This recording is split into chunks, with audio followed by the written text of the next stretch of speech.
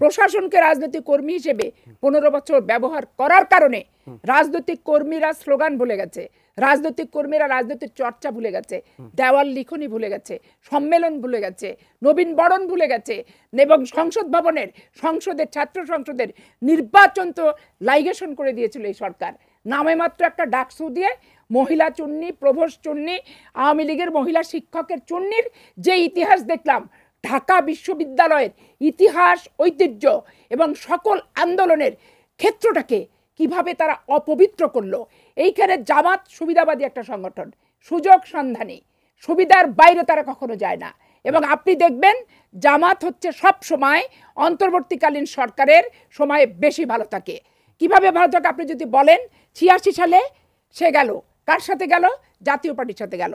আবার অবস্থা বুঝে যখন বেগম যে আন্দোলন চাঙ্গা করলো, টুক করে এসে 88 নির্বাচন তারা বর্জন করলো। আবার দেখেন 91 সালে এসে দুটো মহিলা এমপি তারা নিয়ে নিল। আবার নির্লজ্জ বেহার মতো তারা এই মুহূর্তে দরকার তত্ত্বাবধায়ক সরকার বলে আন্দোলন করলো। আন্দোলন যখন করলো, বেগম জিয়া দেখলো 9 বছর আন্দোলন করে মানুষের ভোটে আমি এখানে জিতছি, তো তত্ত্বাবধায়ক চাচ্ছে আমি পাশ করে দিব। ওই 6ষ্ঠ সংসদ নির্বাচনকে কেউ কালিমা বলুক আর যাই বলুক, ওই আন্দোলন এবং ওই বিভীষিকার হাত থেকে দেশের মানুষকে মুক্তির জন্য বেগম খালেদা জিয়া রিস্ক নিয়ে সমগ্র নির্বাচনী এলাকায় যেভাবে নির্বাচনটা করে বিলটা পাশ করলো, এইটা একটা ভদ্র রাজনীতির এবং রাজনৈতিক প্রজ্ঞাবান রাজনীতিবিদ হিসেবে ইতিহাসের পাতায় স্বর্ণাক্ষরে কিন্তু লেখা থাকবে। দেখেন সেইটাতে 96 আসলো আওয়ামী লীগ ক্ষমতায়, কিন্তু বহুত কায়দা কানুন করে আসতে হয়েছে।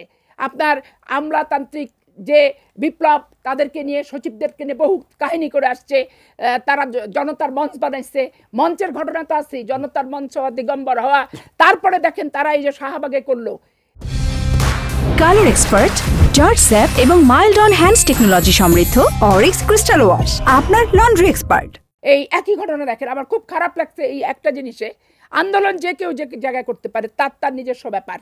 এই যে মন্ত্রী পরিষদের সকলকে একারে মোমবাতি হাতে নিয়ে শেখ হাসিনা নির্দেশে চলে গেল, সকল এমপি ওখানে যে একত্রিত হলো, আজকে আমাদেরকে বিতর্কিত করে এইটা নিয়ে।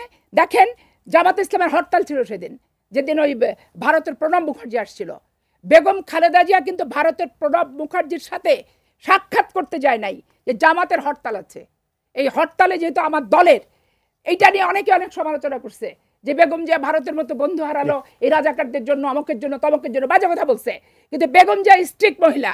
তারপরে হেফাজতের দিন, হেফাজতের আগের দিন বেগম খালেদা জিয়া শাপলা মিটিং দিছে, উনি সুটকেস গুছাই গেছে, আমি পাপিয়া সাক্ষী, এবং উনি ওখানে থাকতে চাইছে যে যা করবে করবে, মেরে ফেললে মেরে ফেলুক, আমি থাকবো এখানে। আওয়ামী লীগের রাজনীতি নিজের কবরে নিজেই পেরে পুঁতছে, নিজেরাই লাশে রূপান্তরিত হয়েছে, নিজেরাই কফিনে সাদা কাপড় পরে ঢুকে গেছে। এর রাজনীতি করারও কিছু নাই, এর রাজনীতি বলারও কিছু নাই।